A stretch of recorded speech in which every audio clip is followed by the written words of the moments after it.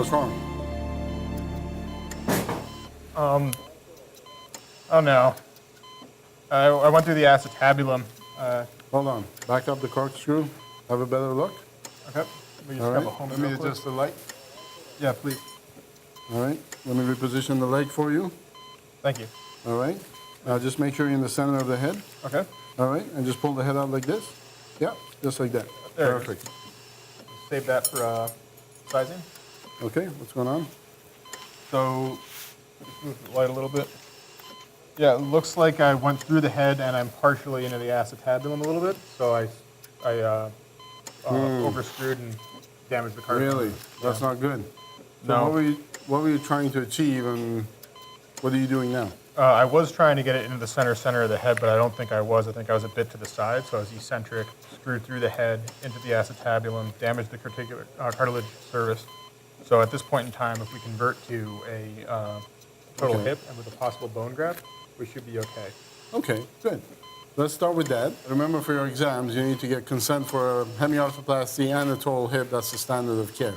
And when you're prepared for the complications and you talk to the family and the patient about what may happen, that sort of prepares them in case something does happen.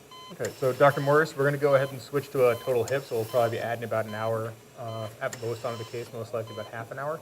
So we'll need the reamers and we'll need the template prosthesis. All right. Well, complications do happen. Don't let it shake you. Just regroup, rethink, and repair. You just have to be able to recognize when a complication does happen and know how to deal with it. So I always think about the case before I start it and go through the mental process and make sure that I think about all the possibilities that could happen.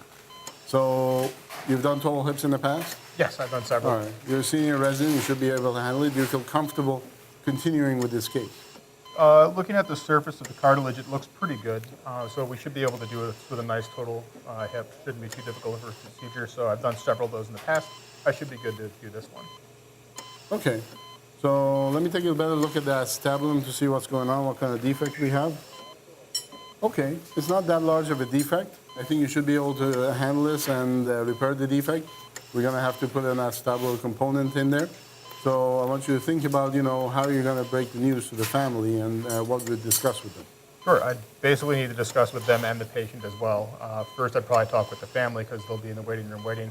That we had a bit of a complication, but it was a type of a complication that we discussed pre-op, which is why we consented pre-op for the possible conversion of the total hip. But it'll increase the risk of dislocation, increase the risk of infection, increase the anesthesia risk, and there's an increased dislocation risk.